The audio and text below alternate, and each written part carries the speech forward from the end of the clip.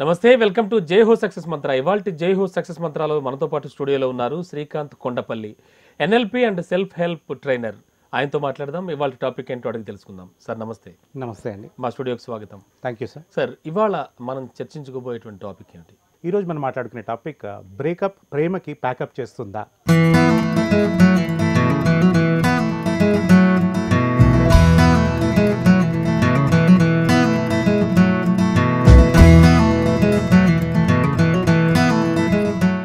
అంటే ఏమిటిది అసలు బ్రేకప్ అనేది?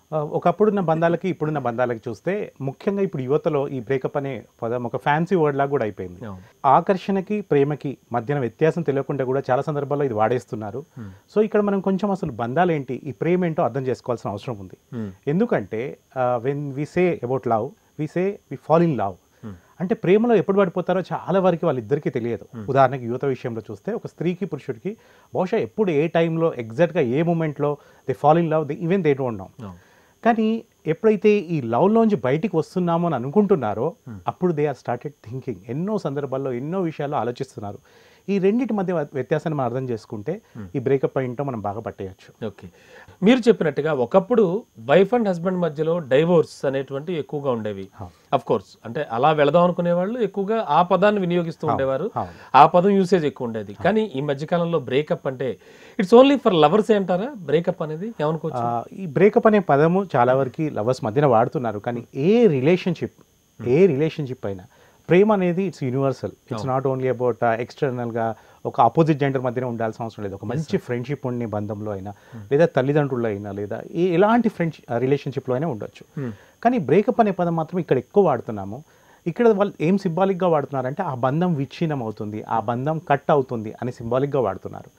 ఇలా వాడడానికి ఏంటి రీజన్స్ అంటే ముఖ్యంగా ఎప్పుడైతే ప్రేమ అనే దాన్ని పూర్తిగా అర్థం చేసుకోలేకపోతున్నారో, ఏది ఆకర్షణో ఏది ప్రేమో తెలియకుండా కూడా బంధంలో ఎంటర్ అవుతున్నారో, అంతే ఫ్యాన్సీగా ఈ బ్రేకప్ అనే పదాన్ని వాడుతున్నారు, అంతే ఈజీగా రిలేషన్షిప్ మారుస్తున్నారు. అక్కడ కన్ఫ్యూజన్ వస్తుంది. ఓకే, ఒక ఇద్దరు ఫ్రెండ్స్ ఉంటారు, వాళ్ళిద్దరి మధ్యలో కూడా వాళ్ళు చాలాసార్లు కొన్ని కారణాల వల్ల ఇద్దరు దూరం అయిపోవాల్సి రావచ్చు. అంటే వేరే వేరే ప్లేసెస్కి వెళ్ళిపోవడం కానీ, అంటే ఇది కూడా బ్రేకప్లో ఒక భాగం అనుకోవచ్చా? ఎట్లా నిర్వచించవచ్చు? ఇది కొంచెం ఫిజికల్ బ్రేకప్ లాగా కనపడినా కూడా వాస్తవానికి ఇది బ్రేకప్ కాదండి. ఎందుకు అంటే బ్రేకప్ అనేది ఎప్పుడు జరుగుతుంది అంటే ఎక్కడైతే ఎమోషనల్గా కనెక్టెడ్ ఉన్నామో ఆ తర్వాత ఇక ఎమోషనల్గా కనెక్ట్ అయి ఉండొద్దు, ఫిజికల్గా కనెక్ట్ అయి ఉండొద్దు, ఎలాంటి రిలేషన్షిప్ ఉండొద్దు అని అనుకునే దగ్గర. కానీ ఫ్రెండ్షిప్ విషయానికి వస్తే ప్రస్తుతం మనం ఫ్రెండ్స్ ఇక్కడ ఫిజికల్గా ఉండొచ్చు, ఆ తర్వాత అతను ఏ కంట్రీలోనో ఆస్ట్రేలియాలో ఉండొచ్చు, కానీ ఫ్రెండ్షిప్ కంటిన్యూ కావచ్చు. అప్పుడు మనం దాన్ని బ్రేకప్ అనలేము. సో బ్రేకప్ అనే పదం ఎక్కడ వాడుతున్నామో అని కాన్షియస్గా మనం అబ్జర్వ్ చేస్తే ఆ బంధమే వద్దు, ఈ రోజు నుంచి మనం కలవము, ఈ రోజు నుంచి ఫిజికల్గా కలవడమే కాదు, నీకు నాకు ఎలాంటి సంబంధం లేదు. ఒక రకమైన ఎలాగైతే భార్యాభర్తల దగ్గర డైవర్స్ అంటున్నామో ఇక్కడ ప్రేమికులుగానే డైవర్స్ కోరుకుంటున్నారు అన్నట్టు, ప్రేమికులుగానే ఒక అగ్రిమెంట్కి రావాలని కోరుకుంటున్నారు. దీంట్లో మనం అర్థం చేసుకోవాల్సింది ఏంటి అంటే ఒక బ్రేకప్ చెప్పడం ద్వారా నిజంగా కూడా ప్రేమకు ప్యాకప్ జరగదు. ఎందుకంటే ప్రేమలో ఉన్నప్పుడు కొన్ని బ్యూటిఫుల్ మూమెంట్స్ ఉంటాయి, ఆ మెమరీస్ ఉంటాయి. వీటి నుంచి ఎలా ప్రాపర్గా హ్యాండిల్ చేయాలి, వీటి నుంచి నెక్స్ట్ మూమెంట్కి నెక్స్ట్ లెవెల్కి ఎలా మూవ్ కావాలని తెలియకపోవడం వల్లనే చాలా ఇబ్బందులు వస్తున్నాయి బ్రేకప్ పేరు మీద. ఇప్పుడు జరుగుతున్న కొన్ని సంఘటనలు చూస్తే కూడా ప్రేమలో పడుతున్నప్పుడు they are enjoying a lot. అసలు ఆ మూమెంట్ అంతా బాగా కనబడుతుంది, ప్రకృతి అందంగా ఉంటుంది, అన్ని సృష్టిలో ఏది చూసినా అందంగా కనబడుతుంది. ప్రేమని హ్యాండిల్ చేసిన వ్యక్తులు బ్రేకప్ని ప్రాపర్గా హ్యాండిల్ చేయలేకపోతున్నారు. ఎందుకు అంటే ప్రేమ అనేది ఇద్దరికి సంబంధించిన విషయం. కానీ బ్రేకప్ విషయంలో ఇద్దరు ఒక అగ్రిమెంట్ లాగా వచ్చి విడిపోతే సమస్యలు కొంచెం తక్కువే ఉండొచ్చు. కానీ ఇద్దరిట్లో ఎవరో ఒకరు నేను రేపటి నుంచి నిన్ను కలవను, నీతో నాకు ఏ సంబంధం లేదు అని అబ్రప్ట్గా ఎప్పుడైతే చెప్పి బ్రేకప్ అనే విషయం వస్తుందో అక్కడే చాలా సమస్యలు వస్తున్నాయండి. ఈ బ్రేకప్ వరకు దారి తీయకుండా ఉండాలంటే ఏం చేయాలంటారు? ఇద్దరు either lovers or friends or any bond? Yes అండి. సో ఫస్ట్ ఒక రిలేషన్షిప్ ఏర్పడిందంటేనే there may be a purpose, ఒక పర్టికులర్ కారణం వల్లనే స్టార్ట్ అయి ఉంటుంది.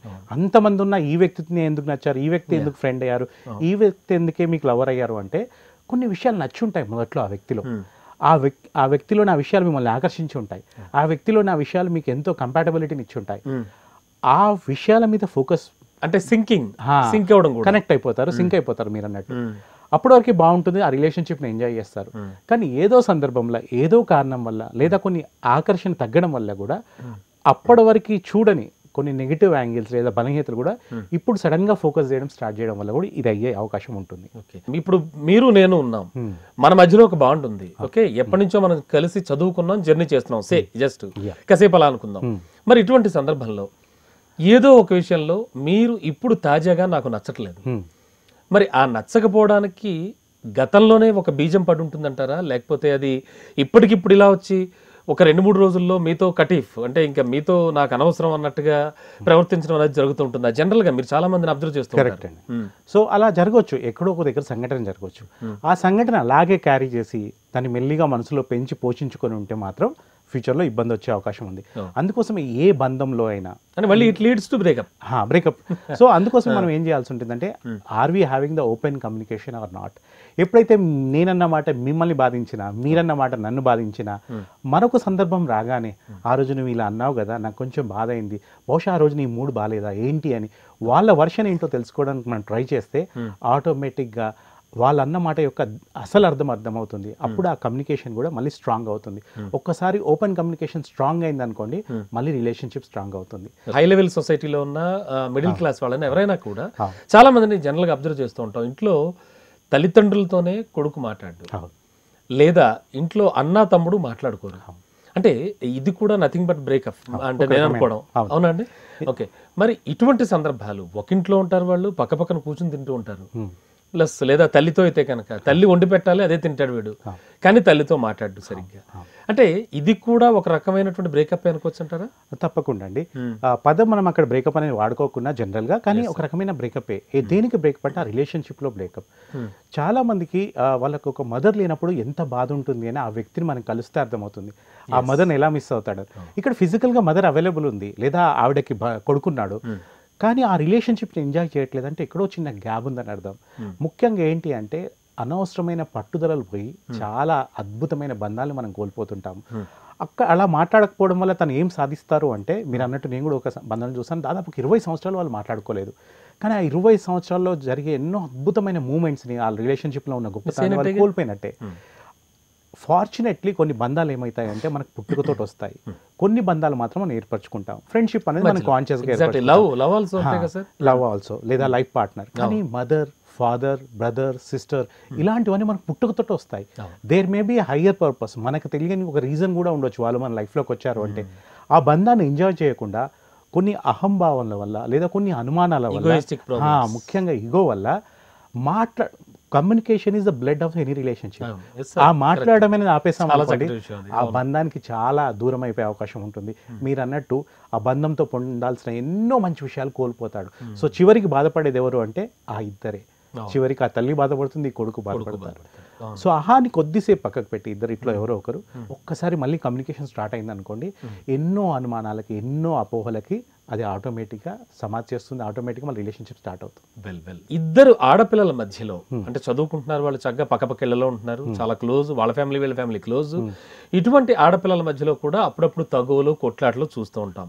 ముఖ్యంగా ఆడపిల్లల మధ్యలో వచ్చి కొట్లాటలు చాలా డిఫరెంట్గా ఉంటాయి, మనకు తెలియదు కాదు. మరి ఇటువంటి కొట్లాటలు వచ్చి ఇటువంటి మంచి ఫ్రెండ్షిప్ బ్రేకప్ అయిపోతున్నప్పుడు అలాంటి వాళ్ళు ఎలాంటి జాగ్రత్తలు తీసుకుంటే బెటర్ అంటారు? సో ముఖ్యంగా సేమ్ జెండర్ విషయానికి వచ్చినప్పుడు, అది అబ్బాయిలైనా అమ్మాయిలైనా, లేదా మీరు చెప్పినట్టు అమ్మాయిల విషయంలో చూస్తే కొన్ని సందర్భాలు ఉంటాయి. ముఖ్యంగా ఎప్పుడైతే ఒకరు ఇంకో వ్యక్తికి గౌరవం ఇవ్వాల్సిన ఇంపార్టెన్స్ ఇవ్వట్లేదు అని అనుమానం వస్తుందో అక్కడే కొంచెం ఇబ్బందిగా ఫీల్ అవుతారు. ఎందుకంటే ఇన్ని రోజుల బంధంలో వాళ్ళు చూసుకుంటే నథింగ్ బట్ సెల్ఫ్ రెస్పెక్ట్ అంటారా? ఒకటి సెల్ఫ్ రెస్పెక్ట్, రెండోది అటెన్షన్ కూడా. ఒక ఫ్రెండ్ కావడం వల్ల ఏం చేస్తామంటే ప్రపంచం అంతా ఒకవైపు ఉన్నా నా ఫ్రెండ్ నా వైపు ఉన్నారని ఒక రకమైన కాన్ఫిడెన్స్ ఉంటుంది. ఫ్రెండ్షిప్ అంటేనే అది ఒక ఫీలింగ్ ఉంటుంది. అంత ఇంపార్టెన్స్ ఉన్న ఫ్రెండ్కి ఒకరోజు ఏదైనా ఒక సందర్భంలో అంత ఇంపార్టెన్స్ ఇవ్వట్లేదు, ఏంటి నాలో నన్ను చూసే విధానంలో కొంచెం వ్యత్యాసం వచ్చిందని ఆ అనుమానం అనే బీజం విత్తనం పడింది అనుకోండి, అది ఒకవేళ ఆ విత్తనం పెరిగి ఇబ్బందిగా మారితే మాత్రం మీరు అన్నట్టు అది సేమ్ జెండర్ అయినా కూడా తప్పకుండా మళ్ళీ ఒక సమస్యకి సృష్టిస్తుంది. అలాగే ముఖ్యంగా చాలా సందర్భాల్లో చూస్తే ఒక ఇద్దరు క్లోజ్ ఫ్రెండ్స్ మధ్య అనుకోకుండా పరిస్థితుల్లో ఒక థర్డ్ ఫ్రెండ్ ఎంటర్ అయ్యారు అనుకోండి. ఈ ఇద్దరు ఉన్నప్పుడు ఏంటి అంటే ఎంతొద్దన్న బ్యాలెన్స్. మూడో వ్యక్తి రాగానే ఏమవుతుందంటే ఆ మూడో వ్యక్తి ఎవరి వైపు అయితే సపోర్ట్ చేస్తున్నారో తెలియకనే ఒక 2 వర్గాల్లాగా అయిపోతారు, ఒక్కరు వర్సెస్ ఇద్దరు లాగా అయిపోతారు. అప్పుడు ఒక రకమైన సెక్యూరిటీని కనెక్ట్ చేయాల్సింది ఎవరు అంటే ఈ ఫ్రెండే, మొదటి ఫ్రెండే. కొత్త వ్యక్తి వచ్చినంత మాత్రాన మన ఫ్రెండ్షిప్లో ఎలాంటి మార్పు లేదు, నీ మీద ఉన్న గౌరవం ఎలాగా తగ్గట్లేదు అని కమ్యూనికేట్ చేయగలిగితే, అలా బ్యాలెన్స్ చేయగలిగితే తప్పకుండా ఆ రిలేషన్షిప్ మళ్ళీ స్ట్రాంగ్ అవుతుంది. వైఫ్ అండ్ హస్బెండ్ ఒక అద్భుతమైన బంధం. ఇప్పుడు ఫ్యామిలీస్ లీడ్ చేస్తున్నారు, సక్సెస్ఫుల్ ఫ్యామిలీస్ ఉన్నాయి అంటే వైఫ్ అండ్ హస్బెండ్ ఒక కోఆర్డినేషన్, కోరిలేషన్తోనే ఉంటున్నాయి. కాబట్టి వీళ్ళ మధ్యలోనే ఈ మనస్పర్ధలు వచ్చినప్పుడు ఏం చేస్తే బెటర్ అంటారు? సో ముఖ్యంగా భార్యాభర్తల బంధం అనేది చాలా ప్రత్యేకమైంది అండి. ఎందుకంటే ఏ బంధంతోటైనా ఉండే ఫిజికల్ ఇంటిమసీ కూడా కొన్ని లిమిటేషన్స్ ఉంటాయి. కానీ భార్యాభర్తల దగ్గరికి వచ్చాకల్లా సైకలాజికల్గా ఉంటాము, ఎమోషనల్గా ఉంటాము. అది జీవితాంతం ఒక క్యారీ అయ్యే బంధం కాబట్టి అక్కడ మనం ఏ లెవెల్లో ఒక రకమైన గ్యాప్ వస్తుందో కూడా ఫస్ట్ ఐడెంటిఫై చేయడం చాలా ఇంపార్టెంట్. కొన్ని సందర్భాల్లో ఫిజికల్ లెవెల్లో రావచ్చు. ఫిజికల్ లెవెల్లో అంటే ఒకరి యొక్క ఏదైతే శారీరక అవసరాలు ఉంటాయో దాంట్లో, అంటే ఫర్ ఎగ్జాంపుల్ ఆమె ఫిజికల్గా బాగా టైర్డ్ అయిపోతుంది అనుకోండి, దాన్ని ఇంకో పార్ట్నర్ లేదా అతను టైర్డ్ అయిపోతే ఆమెను గుర్తించట్లేదు అనుకోండి, అక్కడ కూడా ఇబ్బందులు వచ్చే అవకాశం ఉంది. Second, they are our life partner. అది ఎవరైతే హస్బెండ్ ఉన్నారో తనకి ఆవిడనే మొత్తం, అలాగే ఆవిడకి ఈయననే మొత్తం. ఆ ఇంపార్టెన్స్, ఆ అటెన్షన్ ఇవ్వట్లేదని ఎప్పుడైతే ఎదుటి ఒక వ్యక్తి అనుకున్నారో అప్పుడు కూడా ఇబ్బందులు స్టార్ట్ అయ్యే అవకాశం ఉంది. మూడోది, రియల్ ప్రేమని చెరిష్ చేసేది ఏదైనా రిలేషన్షిప్ ఉందంటే అది భార్యాభర్తల బంధం. ఆ యొక్క ప్రేమని పంచుకోవడంలో ఎలాంటి లోపాలు ఉన్నా కూడా అక్కడ ఒక సమస్య ఉంది. ముఖ్యంగా ఆ ఇద్దరు ఉన్నన్ని రోజులు ఒకలాగా వాళ్ళిద్దరు సృష్టించిన పిల్లలు, వాళ్ళ యొక్క రిలేషన్షిప్లో కూడా ఎలాంటి గ్యాప్ వచ్చినా కూడా, పిల్లలను చూసే విధానంలో ఏమైనా మార్పు వచ్చినా కూడా ఆ ఇద్దరి మధ్య గ్యాప్ వచ్చే అవకాశం ఉంది. కాబట్టి వారి మధ్య వస్తున్న సమస్య ఏ స్థాయి సమస్య, ఫిజికల్ రిలేటెడా, ఎమోషనల్ రిలేటెడా, ఏదైనా వేరే అటెన్షన్ రిలేటెడ్ అని అర్థం చేసుకొని దాని తగ్గట్టు మనం హ్యాండిల్ చేసుకోవాల్సి ఉంటుంది. చేసుకుంటే సమస్య చాలా వరకు సాల్వ్ అవుతుంది. అండ్ సార్, ఇప్పుడు మీరు అన్నట్టుగా ఇంతకుముందు టీనేజ్లో వచ్చేటువంటి బ్రేకప్స్, ఈవెన్ ఫ్రెండ్స్ మధ్యలో వచ్చిన బ్రేకప్స్ కావచ్చు, లవర్స్ మధ్యలో వచ్చిన బ్రేకప్స్ కావచ్చు, వీళ్ళు ఎదిగే కొద్దీ కొంచెం ఎదిగి మెచ్యూరిటీ వచ్చాక గత అనుభవాలు ఒకసారి వెనక్కి తిరిగి చూసుకున్న వాళ్ళు, అయ్యో అప్పుడు అలా ప్రవర్తించి ఉండకూడదు నేను అని అనుకోవడం కానీ, ఇటువంటివి ఏమైనా జరిగినప్పుడు ఈ బ్రేకప్ అనేది మొత్తానికి సమస్య పోయి మళ్ళీ తిరిగి ఫ్రెండ్స్గా ఉండగలగరా వీళ్ళు? మంచి ప్రశ్న అండి. ఇది ఈ మధ్య ఒక సంఘటనలో కూడా చూసాను ఒక 2 సందర్భాల్లో.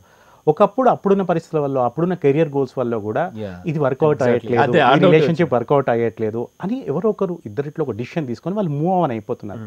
కానీ సెకండ్ వ్యక్తి తట్టుకోలేని పరిస్థితులు ఆ సమయంలో ఉంటాయి. ఇందాక మాట్లాడుకున్నట్టు ముఖ్యంగా అబ్బాయి విషయం అనుకోండి, ఒక రకమైన కాన్ఫ్లిక్ట్, హార్ట్ ఏమో ఇంక అక్కడే ఉంటుంది కానీ మైండ్ చెప్తుంది తనకి లేదు వెళ్ళిపోయిందని. ఎప్పుడైతే హార్ట్కి మైండ్కి బాగా బ్రేకప్ అవుతుందో, ఈ రెండింటి మధ్య కూడా ఒక రకమైన ఫైట్ ఉంటుందో, అప్పుడు అబ్బాయిల విషయంలో చాలా వరకు ఏమవుతుందట అంటే వాళ్ళ లీవర్ చెడిపోతుందట.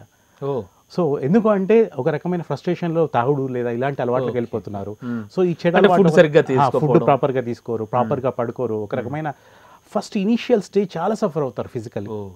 సో అదే పార్ట్నర్ని గుర్తు చేసుకోవడం, ఎందుకు ఆవిడ ఎలా చెప్పింది, లేదా ఎందుకు అతను చెప్పాడు, ఇన్ని రోజులు ఇలా ఉన్నాడు అన్న పాత జ్ఞాపకాలు మీరు అన్నట్టు అవన్నీ రావడము, ఇవన్నీ క్రాస్ అయ్యి ఒక స్టేజ్, ఒక 6 months 1 year స్ట్రగుల్ క్రాస్ అయిన తర్వాత, ఈగో కూడా లేకుండా ఇక ఇట్స్ డన్ అని తను బయటపడ్డ తర్వాత మీరు అడిగిన ప్రశ్నకి అనుకోకుండా మళ్ళీ అప్పుడు ఆ ఫస్ట్ పర్సన్ వస్తే అది చాలా ఇబ్బందికరమైన సంఘటనే. ఎందుకంటే ఒకసారి జరిగింది, మళ్ళీ ఒకసారి జరిగే అవకాశం ఉంది. సో ఇంత ట్రామాని తట్టుకోగలుగుతారా, తట్టుకోలేరా అని ఆలోచించుకొని ఈ మొదటి పర్సన్ డిసిషన్ తీసుకుంటారు. ఓకే, ఇప్పుడు నిజంగా అంత సిచ్యువేషన్ జరిగి మళ్ళీ ఆ పార్ట్నర్ అంటే ఫ్రెండ్ ఆర్ పార్ట్నర్ మళ్ళీ కనిపించారు, ఆర్ లవర్ కనిపించినప్పుడు మళ్ళీ వాళ్ళతో తిరిగి ఆ ఫ్రెండ్షిప్ ని మెయింటైన్ చేయడం అనేది సాధ్యం అవుతుందా? సో ఒకవేళ సాధ్యమైతే అది కలకాలం జర్నీ చేయగలరా వీళ్ళిద్దరు? కొంచెం కష్టమే అండి. ఎందుకంటే ఒక ఎమోషనల్ బ్రేకప్ అయిన తర్వాత దాని ప్రభావం చాలా తీవ్రంగా ఉంటుంది, శారీరకంగా ఉంటుంది, మానసికంగా ఉంటుంది. ఎందుకంటే ఒక ఇద్దరు అగ్రిమెంట్ తోటి జరిగింది కాదు, ఒక్క పర్సన్ తీసుకున్న డిసిషన్ కాబట్టి మళ్ళీ అది కూడా అన్మెచ్యూర్డ్ లెవెల్లో తీసుకుంది. కాబట్టి ఈ మళ్ళీ ఒకవేళ వీళ్ళిద్దరు ఎంటర్ అయినా చూడడానికి బాగుంటుంది, ఒకప్పుడు ఫెయిల్యూర్ అయిన స్టోరీ మళ్ళీ సక్సెస్ఫుల్ అవుతున్నట్టు అనిపిస్తుంది. కానీ ఈ సంఘటనలు ఎంతొద్దన్నా ఎక్కడో దగ్గర మళ్ళీ ఒక్కసారి ఎరప్ట్ కాగానే, చిన్న గుచ్చగానే మళ్ళీ అది బ్లో అప్ అయ్యే ఛాన్స్ ఉంటుంది. కాబట్టి చాలా జాగ్రత్తగా ఇద్దరు మెచ్యూరిటీ లెవెల్ మారలేదని మాత్రం తప్పకుండా చెక్ చేసుకోవాలి. అప్పుడున్న పరిస్థితుల్లోనే వీళ్ళు మానసిక స్థాయి ఉందా, ఈ రోజు వాళ్ళ మెచ్యూరిటీ లెవెల్స్ హై పెరిగాయి అనుకోండి, మీరు అన్నట్టు ఆలోచించవచ్చు. కానీ వీలైనంత వరకు మళ్ళీ గత స్మృతులు వచ్చే అవకాశం ఉంది కాబట్టి, మళ్ళీ ఆ పెయిన్ వచ్చే ఆ ఛాన్స్ ఉంది కాబట్టి వీలైనంత వరకు జాగ్రత్తగా ఉండడం మంచిది. సమాజం ఎంతో పరుగులు పెడుతోంది, అటు అంటే టెక్నికల్గా కానీ వైజ్ఞానికంగా కానీ ఎలా చూసుకున్నా అన్ని విధాలా బాగా ఓపెన్ అప్ అయింది. అందరూ కూడా ఓపెన్గా మాట్లాడుతున్నారు, ప్రతి విషయంలో ముందుంటున్నారు, అందరూ ముందుంటున్నారు. మరి ఈ నేపథ్యంలో సోషల్ మీడియా వాల్యూ గురించి మనకు తెలుసు. సోషల్ మీడియా ఎంత టాప్ లెవెల్లో ఉంటుందో అంత డౌన్ఫాల్ కూడా చూపిస్తుంది. మరి సోషల్ మీడియా ప్రెసెంట్ ఉన్నటువంటి కండిషన్లో మీరు ఎంతో మందికి, మీరు సెల్ఫ్ హెల్ప్ ట్రైనర్గా ఎంతో మందికి చెప్తూ ఉంటారు, ఎంతో మంది మీ దగ్గరికి వస్తూ ఉంటారు కౌన్సిలింగ్కి. మీరు చూస్తున్న కళ్ళ ఈ మధ్య కాలంలో సోషల్ మీడియా ఎఫెక్ట్ ఎంతవరకు ఉంది బ్రేకప్స్ మీద? పర్ఫెక్ట్ అండి, చాలా మంచి ప్రశ్న అండి. వాస్తవానికి దీని పర్సంటేజ్ ఇప్పుడు ఎక్కువ ఉంది. సోషల్ మీడియా బ్రేకప్కి ఈ రోజులో మేజర్ రీజన్ ఏంటని మీరు నన్ను అడిగారు అనుకోండి, ఫస్ట్ ఈ రోజులో నేను చెప్పేది సోషల్ మీడియా. బికాజ్ ఒక్కసారి స్మార్ట్ ఫోన్ వచ్చిన తర్వాత అందరికీ కనెక్ట్ అయి ఉన్నాం, బాగానే ఉంది. కానీ పక్కకి ఎవరైతే ఇంపార్టెంట్ పర్సన్ ఉన్నారో ఈ కనెక్షన్ కూడా ఇంపాక్ట్ అవుతుంది. మిగిలినవన్నీ అంటే ఒక ఇద్దరు కలుసుకుని మాట్లాడుకుందాం అనుకుంటే ఎవరి ఫోన్లో వాళ్ళు ఉంటున్నారు, ఎవరితో మాట్లాడుతున్నారు, ఏ విషయం ఏం మాట్లాడుతున్నారని కూడా తెలియని పరిస్థితులు. అనుమానం అనేది ఒకప్పటితోటి పోల్చుకుంటే ఈ రోజుల్లో వచ్చే అవకాశాలు చాలా ఎక్కువ ఉంటున్నాయి because of social media. Because ఒక కొత్త వ్యక్తిని ఈ ప్లాట్ఫామ్ నుంచి, ఒక జస్ట్ ఫోన్ అనే ప్లాట్ఫామ్ నుంచి లేదా ల్యాప్టాప్ అనే ప్లాట్ఫామ్ నుంచి ఎవరినైనా కలిసే అవకాశం ఉంది, ఎవరితోటైనా మాట్లాడే అవకాశం ఉంది అనే ఒక ఆలోచనే ఒక రకమైన ఇన్సెక్యూరిటీని క్రియేట్ చేస్తుంది ప్రతి రిలేషన్షిప్లో.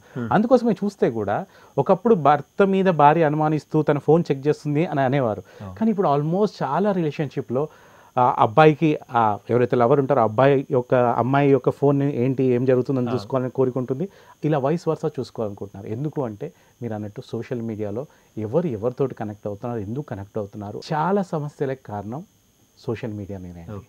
దీన్ని ప్రాపర్గా హ్యాండిల్ చేయగలిగితే ఈ ఇద్దరు ఓపెన్ కమ్యూనికేషన్ ఎక్కడైతే ఈ సోషల్ మీడియాలో ఉంటున్నారో వీలైనంతవరకు షేర్ చేసుకుంటున్నారు అనుకోండి.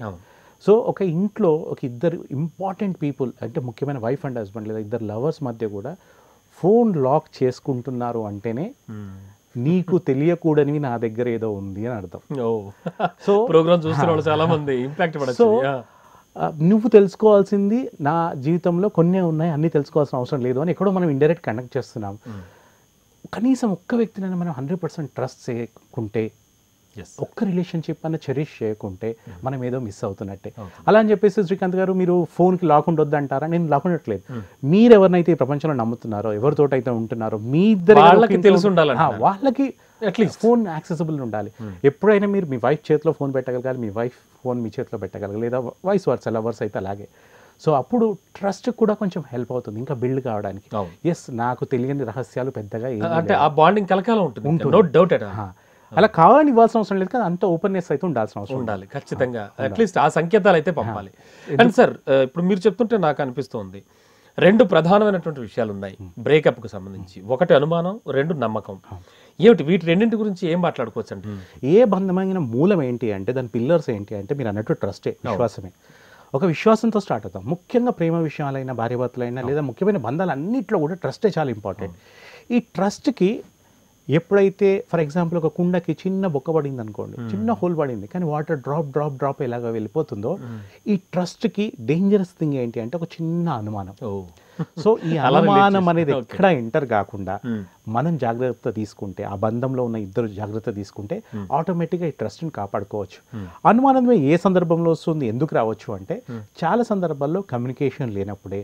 సో అనుమానం రాకుండా చేసేట్టు మన దగ్గర ఉండే యాంటీవైరస్ ఏంటి అంటే ఎలా మనం కాపాడుకోవచ్చు అంటే వీలైనంత వరకు కమ్యూనికేట్ చేస్తూ ఉండడము. సో ఇలా కమ్యూనికేట్ చేస్తూ ఉండాలంటే కొద్దిమంది కపుల్స్ ఏమంటారు అంటే, సార్ అంత టైం ఎక్కడ ఉంది, జాబ్లో బిజీగా ఉన్నాను, నేను ఎక్కడ మాట్లాడతాను రాగానే. సో ఎప్పుడైతే టైం ఉంటుందో, ఎక్కడైతే వీలు ఉంటుందో, ఇందాకే మాట్లాడుకున్నాం, చాలా లక్షల మందితోటి, వేల మందితోటి సోషల్ మీడియాలో మనం కనెక్ట్ కాగలుగుతున్నాం, ఎన్నో విషయాల మీద చర్చించగలుగుతున్నాం.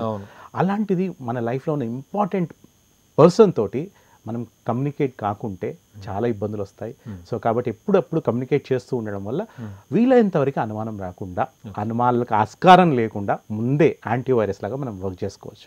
గతంలో ఉన్నటువంటి పరిస్థితులకి ఇప్పటి పరిస్థితులకి బేరీజ్ వేసి చూసుకుంటే కనుక ఈ అనుమానం కానీ, నమ్మకం కానీ, లేదా ఈ బ్రేకప్ లెవెల్స్ అనేవి పెరుగుతూ వస్తున్నాయంటారా, లేకపోతే ఎట్లా ఉంది సమాజంలో వీటి సిచ్యువేషన్? ఒకప్పుడు చూస్తే ఇంత బ్రేకప్ అనిపించదు, కనపడదు కూడా. దానికి ఇంకో రీజన్ కూడా ఉందండి. ఏంటి అంటే ఒకప్పుడు బంధాలు అయినా, కుటుంబం అయినా ఎలా ఉండేది అంటే ఆర్థికంగా కొన్ని అవకాశాలు లేకపోవడం వల్ల, లేదా ఆర్థిక అవసరాల్లో కూడా కొన్ని కుటుంబ వ్యవస్థ చాలా డిఫరెంట్గా ఉండేది.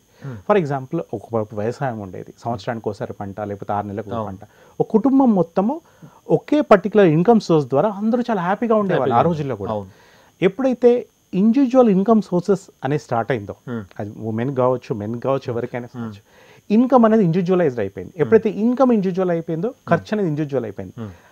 స్లోలీ కాస్త ఏమైపోయిందంటే, ఒకప్పుడు పరిస్థితుల వల్ల డిపెండెంట్ ఉన్న వాళ్ళు కూడా ఇప్పుడు ప్రతి ఒక్కరు నేను ఒక్కసారి ఇన్కమ్ వచ్చిన తర్వాత నేను ఇండిపెండెంట్ కాబట్టి నీకు ఆన్సరబుల్ కాదు, నా ఇష్టం వచ్చింది నేను చేసుకోవచ్చు, ఇలాంటి ఆలోచనలు వస్తున్నాయి. ఇన్కమ్ అనేది వేరు, ఇండిపెండెంట్ అనేది వేరు అని రెండింటిని అయితే మనం ఇప్పుడు విడగొట్టి చూడలేమో కొన్ని సమస్యలు వచ్చే అవకాశం ఉంది. ప్రతి ఒక్కరి జీవితంలో డిపెండెంట్గానే స్టార్ట్ అవుతారు, ఆ తర్వాత ఇండిపెండెంట్ అవుతారు. ఇండిపెండెంట్ అవడం చాలా సంతోషమైన విషయం.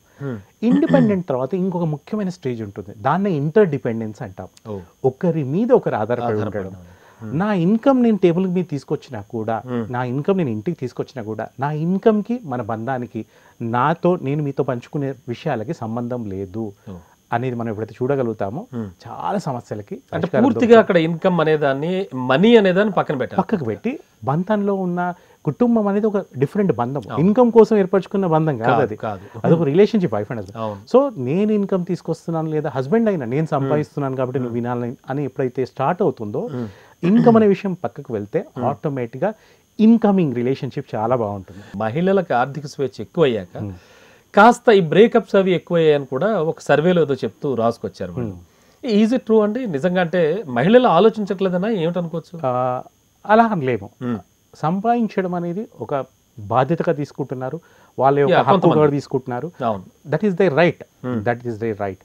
డిఫరెన్స్ ఎక్కడ వస్తుంది అంటే, సంపాదిస్తున్నాను కాబట్టి నేను ఇండిపెండెంట్, నేను ఎవరికి ఆన్సరబుల్ కాదు అని అనుకోవడంలోనే చిన్న, అంటే అది అబ్బాయి అయినా అమ్మాయి అయినా ఎవరిని లెక్క చేయకపోవడం. ఎందుకంటే ఏ బంధానికైనా సంపాదనే మూలం కాదు. అన్ని రోజులున్న అమ్మ లేదా నాన్న కూడా, ఫర్ ఎగ్జాంపుల్, ఏ రోజు కూడా ఫ్యూచర్లో వీళ్ళు సంపాదిస్తారు కాబట్టి అని ఖర్చు పెట్టరు పిల్లల మీద. అదొక రిలేషన్షిప్లో బాధ్యతలాగానే చూస్తారు. అలాగే నేను ఏ రోజైతే సంపాదిస్తున్నాను, అమ్మాయి కానివ్వండి అబ్బాయి కానివ్వండి, ముఖ్యంగా మీరు అడిగింది అమ్మాయి రిలేటెడ్ కాబట్టి, ఇప్పుడు కొంచెం భావ వ్యక్తీకరణ పెరిగిండొచ్చు. ఆ రీజన్ వల్ల ఏమన్నా కొంచెం అవుతుందేమో. కానీ ఒకప్పుడు ఇక్కడ నేను చెప్తాను నేనే డిపెండెంట్ కదా అని అనుకున్నవారు ఈ రోజు వారు సంపాదన రావడం వల్ల ఇన్ని రోజులు మనసులనే దాచుకున్న విషయాన్ని ఇప్పుడు బయటికి వ్యక్తీకరిస్తుండొచ్చు. కానీ సంపాదన వల్లే అలా అవుతున్నాను నేనైతే అనుకోనండి.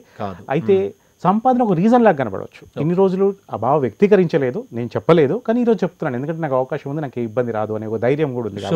టీనేజ్ లవర్స్ కానీ ఆ తర్వాత మెచ్యూర్డ్ అంటే ఒక జాబ్ వచ్చి ఒక డ్యూటీలో అంటే ఒక జాబ్ ఒక ఆఫీస్ సిస్టంలో ఉన్న వాళ్ళు, సే సాఫ్ట్వేర్ ఎంప్లాయీస్ కానీ, ఇలా కొంచెం డెవలప్ అవుతున్నటువంటి ఫీల్డ్లో ఉన్నటువంటి ఎంప్లాయీస్ కానీ, వాళ్ళ మధ్యలో చిగురించే ప్రేమలు కానీ అవి కలకాలం నిలబడి ఉండాలంటే ఎటువంటి టిప్స్ ఇస్తారు? బ్రేకప్ అనే పదం వాళ్ళ మధ్యలో వినపడకుండా ఉండాలంటే.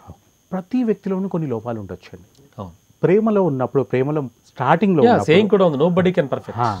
సో ప్రేమలో మొదట్లో ఉన్నప్పుడు ఆ వ్యక్తిలో ఉన్న ఎదుటి వ్యక్తిలో ఉన్న లోపాలు ఏవి కనపడవు, ఏవి చూడం, ఏవి గుర్తించం కూడా. కానీ ఆ బంధం కొంత ముందుకు వెళ్ళిన తర్వాత అనవసరంగా మన ఫోకస్ అంతా కూడా ఆ ఎదుటి వ్యక్తి లోపాల మీద ఎక్కువ పెడతాం. అవి ఒక రీజన్స్గా వాటిని రిపీటెడ్గా చెప్తూ ఉంటాం. ఏ రిలేషన్షిప్ అయినా బాగుండాలి అంటే ఎదుటి వ్యక్తిలోని మంచి విషయాలను చూస్తూ వాటినే గుర్తిస్తూ సేమ్ టైం ఆ రిలేషన్షిప్కి నేనేం చేయగలుగుతాను, మన ఇండివిజువల్ గోల్స్ రిలేషన్షిప్లో, ఫర్ ఎగ్జాంపుల్ నేను నా స్పౌస్కి ఏం అందించగలుగుతాను, ఏమి ఇవ్వగలుగుతాను అని ఒక్కసారి టేకింగ్ నుంచి గివింగ్ మీద దృష్టి మార్చారనుకోండి, ఇద్దరు ఉన్నారు, ఇద్దరు కూడా ఎప్పుడు ఎదుటి వ్యక్తికి ఏం చేయగలుగుతానని ఆలోచిస్తున్నారు, అప్పుడు ఆటోమేటిక్గా ఆ ప్రేమ బంధం ఎన్ని రోజులైనా కొనసాగుతూనే ఉంటుంది. ఎందుకంటే తీసుకోవడం మీద ఇవ్వడం మీద ఉంది కాబట్టి. అవును, వెరీ నైస్ సార్, చాలా చక్కగా చెప్పారు. రిలేషన్షిప్స్ అట్లీస్ట్ మీరు చెప్పిన వాటిలో కొన్ని పాటించినా కూడా ఇప్పటి యువత యువకులు కానీ, లేకపోతే ఆల్రెడీ న్యూలీ మ్యారీడ్ కపుల్ కానీ బంధాలు కలకాలం పటిష్టంగా ఉంటాయి. Thank you so much sir. Thank you అండి.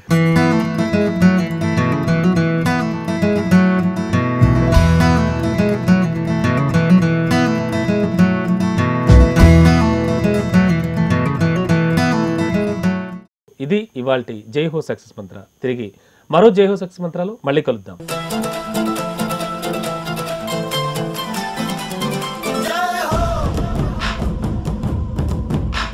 ఉపన్యాస కళలో మీరు నిష్ణాతులు అవ్వాలనుకుంటున్నారా? అయితే మీ కొరకే వక్త. వివరాల కోసం సంప్రదించాల్సిన ఫోన్ నంబర్ 9553586062.